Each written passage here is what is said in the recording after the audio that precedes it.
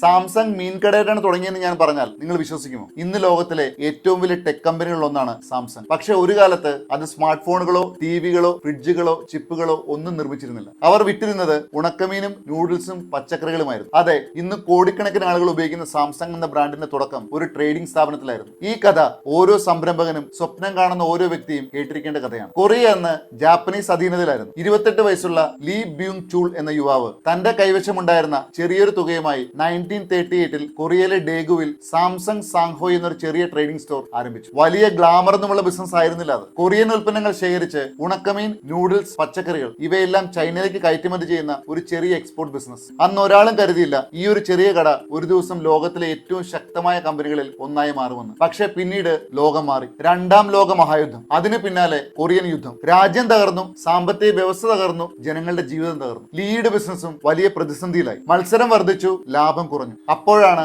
അദ്ദേഹം ഒരു ചോദ്യം സ്വയം ചോദിച്ചത്: ഞാൻ ജീവിതകാലം മുഴുവൻ ഇതേ ബിസിനസ് ചെയ്തുകൊണ്ടിരിക്കണം? ഇതാണ് പലരും ചോദിക്കാതെ പോകുന്ന ചോദ്യം. ലീ ചോദിച്ചു, അതിനുള്ള ഉത്തരവും അദ്ദേഹം കണ്ടെത്തി. കൊറിയ മാറുകയാണ്, ജനങ്ങൾക്ക് പുതിയ ആവശ്യങ്ങൾ വരാൻ പോവുകയാണ്. അത് മനസ്സിലാക്കിയ അദ്ദേഹം ഒരു അപ്രതീക്ഷിതമായ തീരുമാനമെടുത്തു: ഇൻഷുറൻസ് രംഗത്തേക്ക് കടക്കാൻ. ചുറ്റുമുള്ളവർ എല്ലാവരും അദ്ദേഹത്തെ തടഞ്ഞു. നിങ്ങൾ ട്രേഡിംഗ് ബിസിനസ് ചെയ്യുന്ന ആളല്ലേ, ഇൻഷുറൻസ് ബിസിനസിനെ കുറിച്ച് നിങ്ങൾക്ക് എന്തറിയാം? ബാങ്കുകൾ പോലും അദ്ദേഹത്തെ വിശ്വസിച്ചില്ല. പക്ഷേ അദ്ദേഹം മറ്റുള്ളവരുടെ അഭിപ്രായമല്ല കേട്ടത്, ഭാവിയുടെ ആവശ്യമാണ് കേട്ടത്. ആദ്യ വർഷങ്ങൾ വളരെ കഠിനമായിരുന്നു. ആളുകൾ ഇൻഷുറൻസിനെ വിശ്വസിച്ചില്ല. പലരും വാതിൽ പോലും തുറന്നില്ല. കമ്പനിക്ക് നഷ്ടമുണ്ടായി. പക്ഷേ കാലം മാറി. കൊറിയയുടെ സമ്പദ് വ്യവസ്ഥ അതിവേഗം വളരാൻ തുടങ്ങി. ജനങ്ങൾക്ക് പണം ലഭിച്ചു. ആ പണം സുരക്ഷിതമാക്കാനുള്ള ആവശ്യം കൂടി. അങ്ങനെ സാംസങ് ലൈഫ് ഇൻഷുറൻസ് വളർന്നു. പക്ഷേ ലീ വീണ്ടും നിന്നില്ല. ഇനി അടുത്തതെന്ത്? ഈ ചോദ്യമാണ് അദ്ദേഹത്തെ വീണ്ടും മുന്നോട്ട് നയിച്ചത്. അടുത്ത തീരുമാനം ഇലക്ട്രോണിക്സ്, ടെലിവിഷനുകൾ, ഗൃഹോപകരണങ്ങൾ. വീണ്ടും എല്ലാവരും പറഞ്ഞു ഇത് ഭ്രാന്താണ്. പക്ഷേ ചരിത്രത്തിൽ പലപ്പോഴും മറ്റുള്ളവർ ഭ്രാന്തെന്ന് വിളിച്ച തീരുമാനങ്ങളാണ് പിന്നീട് വിപ്ലവമായി മാറിയത്. സാംസങ് പതിയെ വളർന്നു, ലോകത്തിലെ വലിയ കമ്പനികളോട് മത്സരിക്കാൻ തുടങ്ങി. പക്ഷേ